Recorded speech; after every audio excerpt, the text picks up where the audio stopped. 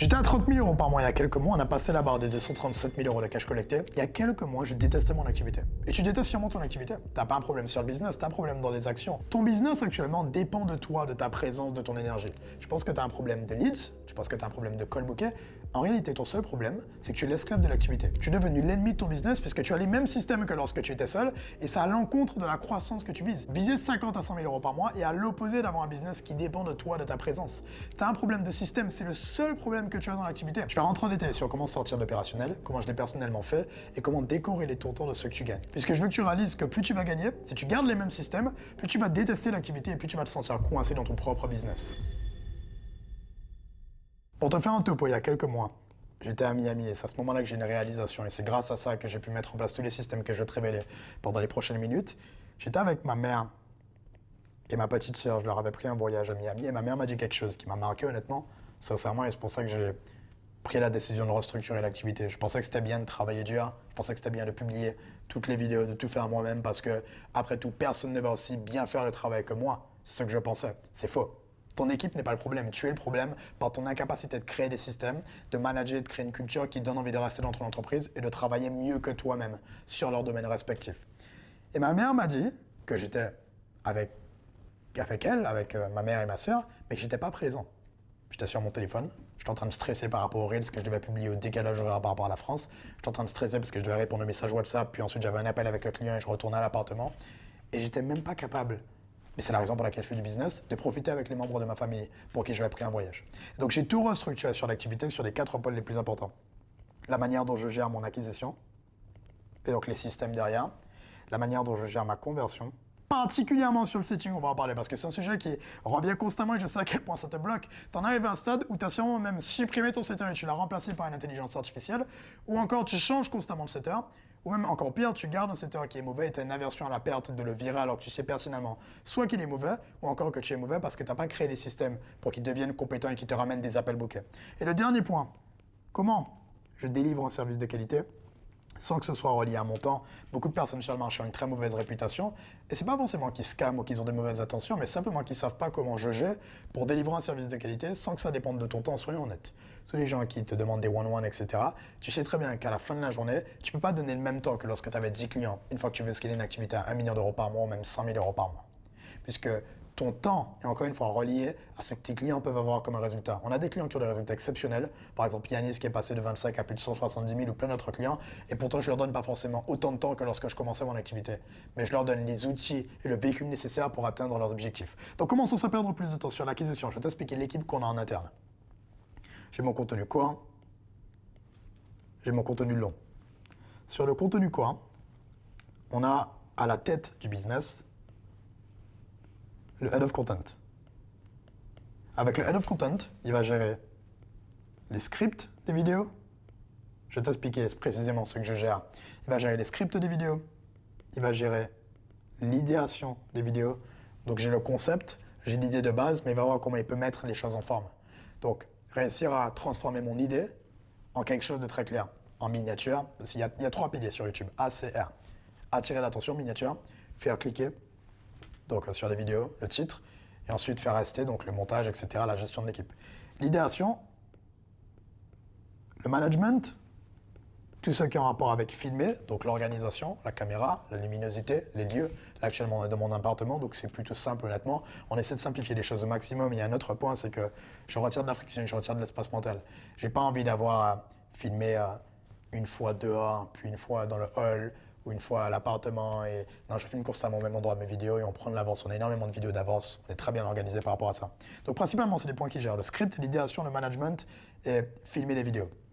Et ensuite, après, évidemment, c'est juste faire en sorte que tout soit le plus fluide que possible. Une fois que j'ai filmé, il a la carte SD, il garde la caméra, il envoie à l'équipe sur Frame. Et ensuite, il y a toute une équipe. Donc la deuxième partie de l'équipe. L'équipe est séparée en 2 pôles, comme tu avais dit. Contenu court, contenu long. Sur le contenu court, le head-off va transférer à notre monteur short form. J'ai essayé de retirer tous les points de friction dans mon activité. Le moindre point qui peut potentiellement me faire perdre du temps, me prendre de l'espace mental ou qui nécessite mon aide hors de ma zone de génie. Et donc, je vais expliquer l'équipe, mais je veux avant qu'on retourne sur l'équipe, que tu identifies tes zones de génie. Parce que c'est uniquement en identifiant ta zone de génie que tu pourras savoir ce que tu peux automatiser, supprimer ou déléguer. Par exemple, quelque chose qu'on a supprimé dans le business, c'est le montage sur YouTube. On a le montage sur l'intro, il y a quelques mois, tu pourras revenir sur mes vidéos, on avait du montage tout le long de la vidéo.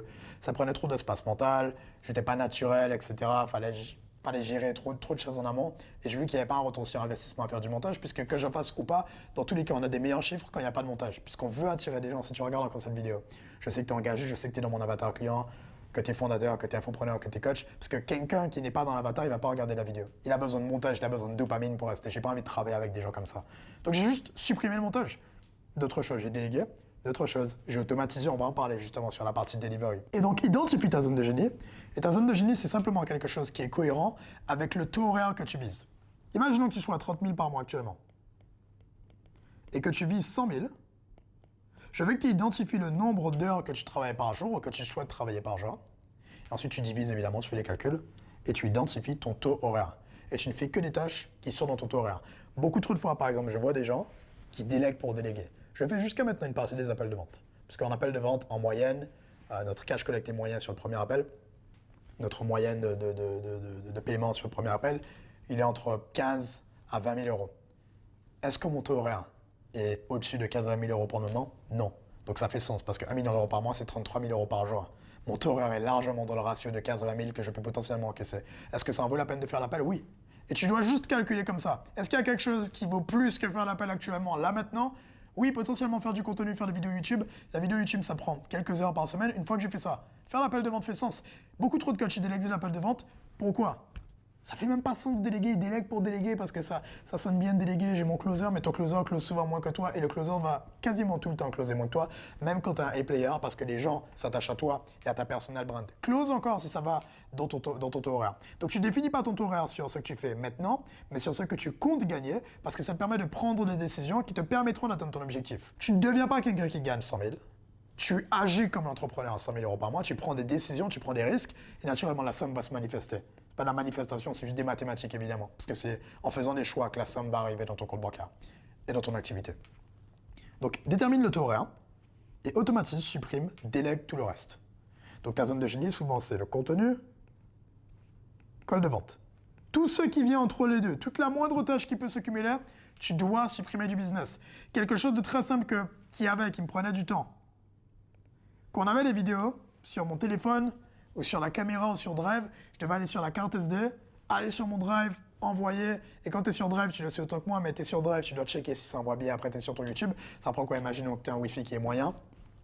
15-20 minutes pour des choses de plusieurs gigas. J'ai perdu 15-20 minutes. Imagine qu'on fait plusieurs vidéos dans la journée. Ça peut potentiellement me faire perdre 1 heure dans ma journée.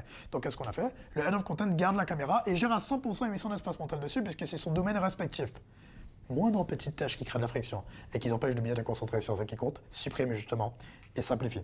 Donc, il prend les dossiers, il les envoie au monteur short form. Le monteur short form revient checker directement avec le Head of Content. Et le Head of Content, je vais supprimer tout ce qui est en haut, va simplement venir confirmer les vidéos avec moi. À la fin, évidemment, pour me dire est-ce que c'est good. Et dès que c'est good, le Head of Content publie les vidéos. C'est pas moi qui publie les vidéos. On a un système sur Meta Business Suite et peut publier les vidéos directement à ma place sur Instagram. On planifie pas évidemment les vidéos, ça te fait perdre beaucoup trop de visibilité sur l'algorithme. Donc monter en champ de forme. Ensuite, maintenant sur le contenu long, il y a un peu plus de personnes dans l'équipe. On a un media maker qui va faire des miniatures en amont. On a une monteuse qui va gérer une vidéo YouTube. Évidemment, le head-off va donner les directives. Donc, qu'est-ce qu'on veut faire paraître dans la vidéo, quel type d'introduction. Et la monteuse, elle va envoyer sur Frame, on a un groupe, elle va simplement envoyer l'intro qui est la partie la plus importante, on va check-up. Je vais check-up l'intro parce que c'est une partie de 20-80 et je vais regarder avec le head-off, ah ok, ça c'est bien, on peut modifier cette partie potentiellement, ça peut rendre mieux, etc. Et le reste de la vidéo, longue, pour voir s'il n'y a pas une connerie, s'il n'y a pas un moment de silence ou autre, c'est le head-off qui check. Et dès que c'est validé, on a un emploi du temps sur Notion. D'ailleurs, ce qu'on peut faire, DM-moi Notion sur Instagram. Tu m'envoies Notion, tu m'envoies le lien de la vidéo YouTube reliée, cette vidéo. Je vais personnellement t'envoyer le document qu'on utilise pour que tu puisses l'utiliser à ton tour, qui nous permet de planifier en avance. Et donc sur ce document, justement, on a plusieurs cases auxquelles mon équipe Media Maker plus monteuse accès. Et dans ces cases, en fonction de la vidéo, on a le titre, on a les miniatures d'inspiration. Je vais rentrer en détail un peu plus sur ma stratégie de contenu sur une autre vidéo. J'aurais pu rentrer en détail sur comment choisir les miniatures, etc. Mais c'est trop long. Ensuite, en plus des miniatures, l'intro, le script, les bullet points. Et dès que la vidéo est validée, que miniature, on repasse par moi une dernière fois. Et le head-off va publier la vidéo sur YouTube. Et c'est lui qui va gérer l'emploi du temps. Je donne mes idées. On a une partie avec proposition d'idées. Toute l'équipe peut proposer des idées. Et moi, je mets direct mes idées dans idées validées. Et je valide aussi les idées qui ont été proposées par l'équipe. Et donc, on a toujours des mois d'avance sur YouTube et des mois d'avance sur Instagram pour simplifier. Comment je détermine mon contenu, comment on simplifie la création de contenu. Je n'ai pas à réfléchir. Mon équipe est connectée à mon formulaire d'onboarding. C'est la question les questions plutôt que je pose à mes clients quand ils me payent pour demander mais écoute, il y a plein de concurrents sur le marché. Pourquoi tu m'as payé moi spécifiquement et pas quelqu'un d'autre? Pourquoi tu avais peur de me payer? Combien de temps tu as pris pour me payer? Quelle vidéo spécifiquement t'a donné envie de me payer? Je connecte mon équipe à ce formulaire. Ils vont simplement constamment l'alimenter avec un cloud et on va identifier les sujets qui reviennent le plus souvent et on va en parler sur le contenu quoi et sur YouTube. Aussi simple que ça et après on propose des idées. Donc voilà sur le contenu, le process qu'on a. Maintenant passons à la deuxième partie. Passons sur la partie conversion. Sur le setting, je vais rentrer en détail là-dessus. Actuellement, on a 2 setters. Je garde énormément de contrôle sur les conversations. Pourquoi? Parce que ramener quelqu'un en appel peut me prendre 10 minutes. Les gens aiment parler avec moi, c'est du B2B. Ils n'aiment pas parler avec mes setters, évidemment. Donc, je suis souvent sur les conversations. Jusqu'à maintenant, je vais répondre, je vais faire des audios. Ça rentre dans ma catégorie de 20-80. Et alors, ce téléphone est bloqué, mais j'ai mon deuxième téléphone où il y a Instagram et dans mes horaires de travail, je peux simplement faire des audios, etc. Et je suis quasiment tout le temps dessus. J'adore faire le setting, puisqu'on travaille avec des gens intelligents, des gens qui font déjà de l'argent, que je comprends. Je peux simplement leur faire des retours et les booker en appel. Ça rentre dans mon horaire. Maintenant, qu'est-ce que je délègue sur le setting? Et comment je le délègue pour mes setters, pour simplifier? J'ai 2 SOPs. Et je veux que tu réalises, dans ta journée, on a parlé du contenu, on a parlé de la vente. Il y a une partie très importante qui est sous-estimée. Ton cerveau comprend le process et comprend le concept de digitalisation de ton cerveau.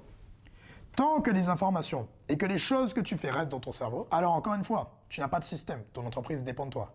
Mais lorsque tu es capable d'analyser ce que tu fais et de le filmer sous forme de Loom, en disant exactement, voici comment je le fais, puis je fais ça, puis je fais ça, puis je fais ça. Quand je filme, je mets sur Drive, puis je fais ça. Tes croyances te bloquent beaucoup parce que dans ta croyance, tu penses que personne ne va aussi bien faire que toi. Alors que si c'est très clair, tu filmes Loom, tu prends le transcript du Loom, tu le mets sous forme de document avec Claude, et tu as une SOPs.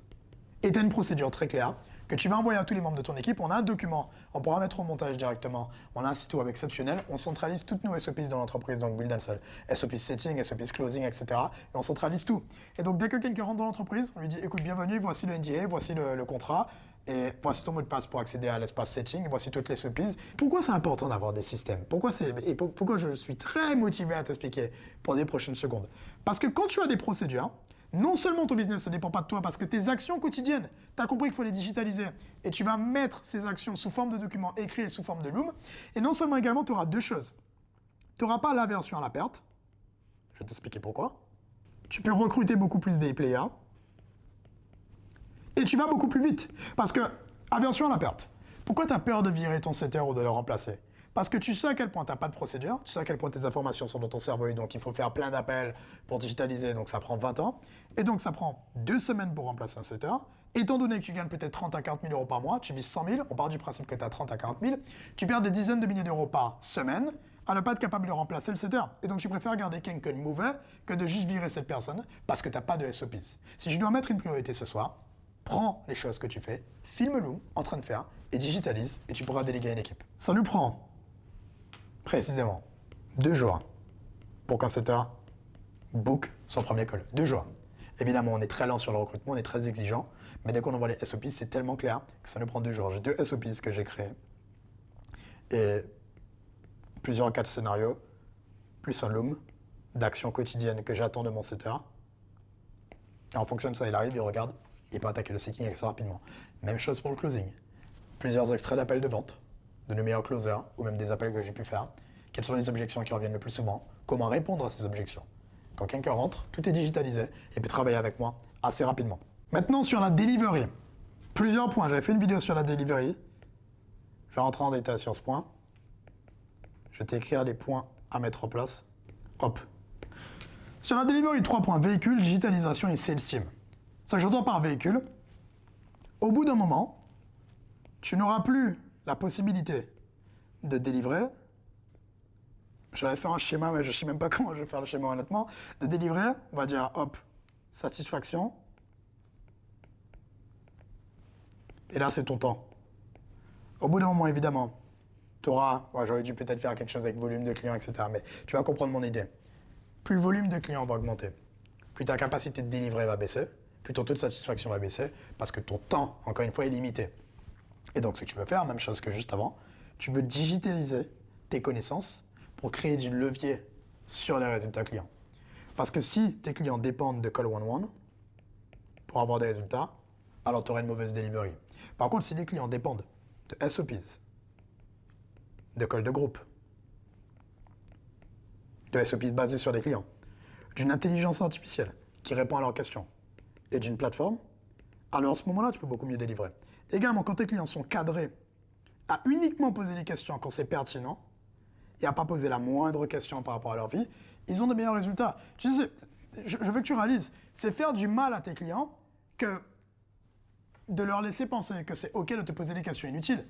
Quand quelqu'un vient nous poser une question qui est complètement inutile dans l'accompagnement, on lui dit clairement, ta question est inutile et c'est pas ça qui va te permettre d'avoir des résultats. Pense au 20-80 parce que là, tu penses en micro sur des choses qui vont rapporter des milliers d'euros, alors que je dois te concentrer sur ta situation désirée qui est 100 000.